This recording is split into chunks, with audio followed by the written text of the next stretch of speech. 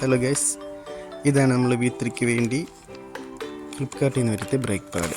ഇതിപ്പോൾ രണ്ടെണ്ണം ഉണ്ട്, ഫ്രണ്ടിലുണ്ട് ബാക്കിലുണ്ട്.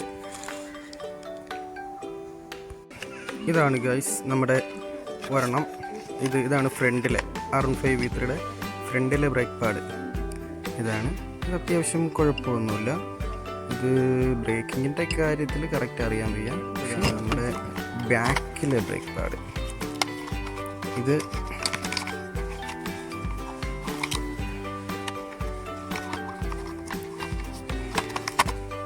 ഇതാണ് നമ്മുടെ ബാക്കിലെ ബ്രേക്ക് പാഡ് വരുന്നത്. അത്യാവശ്യം കാണാനൊന്നും കുഴപ്പമില്ല, അത്യാവശ്യം കുഴപ്പമൊന്നുമില്ല. ഇത് ഒറിജിനൽ യമഹയുടെ ഒരു ബ്രേക്ക് പാഡിന് 900-1000 രൂപ റേഞ്ച് ഉണ്ട്.